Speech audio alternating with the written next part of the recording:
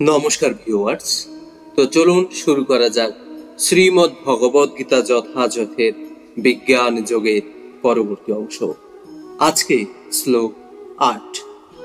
রসোহমপ্সু কৌন্তেয়া প্রভাস্মি শশী সূর্যয় প্রণব সর্ববেদেষু শব্দখে পৌরুষন্দ্রীষু।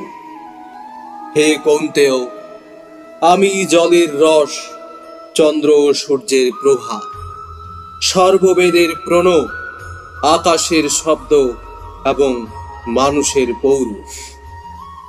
তাৎপর্য: এই শ্লোকে বর্ণনা করা হয়েছে কিভাবে ভগবান তার বিভিন্ন জড় শক্তি ও চিন্ময় শক্তির দ্বারা সর্বত্র পরিব্যাপ্ত। পরমেশ্বর ভগবানকে আপাতভাবে তার বিভিন্ন শক্তির প্রকাশের মাধ্যমে অনুভব করা যায় এবং এভাবে যে উপলব্ধি হয় তা নির্বিশেষ। যেমন সূর্যদেব একজন পুরুষ এবং তাকে উপলব্ধি করা যায় তার সর্বব্যাপক শক্তি কিরণের মাধ্যমে, তেমনি পরমেশ্বর ভগবান যদিও তার নিত্যধামে বিরাজমান, তবুও তার সর্বব্যাপক শক্তির প্রকাশের মাধ্যমে তাকে উপলব্ধি করা যায়। জলের স্বাভাবিক স্বাদ হচ্ছে জলের একটি সক্রিয় ধর্ম। কেউই সমুদ্রের জল পান করতে চায় না, কারণ সেখানে বিশুদ্ধ জলের সাথে লবণ মেশানো রয়েছে।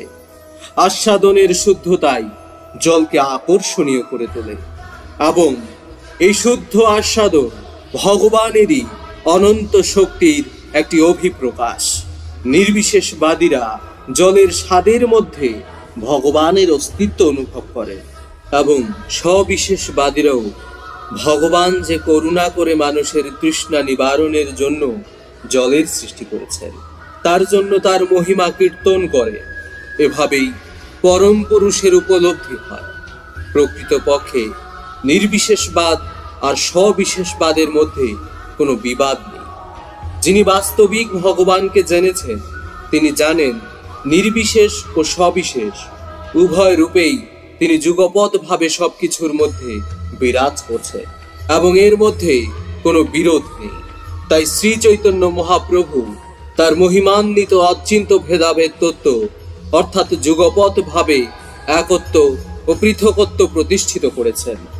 সূর্য ও চন্দ্রের রশ্মি ছটাও মূলত ভগবানের দেহ নির্গত নির্বিশেষ ব্রহ্মজ্যোতি থেকে প্রকাশিত হয়, আর প্রতিটি বৈদিক মন্ত্রের প্রারম্ভে উচ্চারিত অপ্রাকৃত শব্দ ব্রহ্ম, প্রণব বা ওঙ্কার মন্ত্রের দ্বারা ভগবানকে সম্বোধন করা হয়।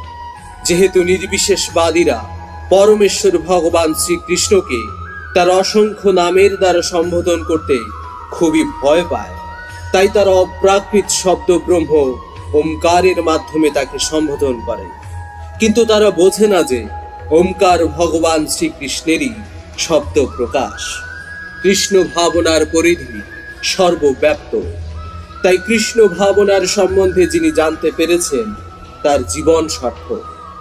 ভগবান শ্রীকৃষ্ণকে যারা জানে না তারা মায়াগ্রস্ত। তাই শ্রীকৃষ্ণ সম্বন্ধে অবগত হওয়া হচ্ছে মুক্তি, আর তার সম্বন্ধে অজ্ঞানতাই বন্ধ।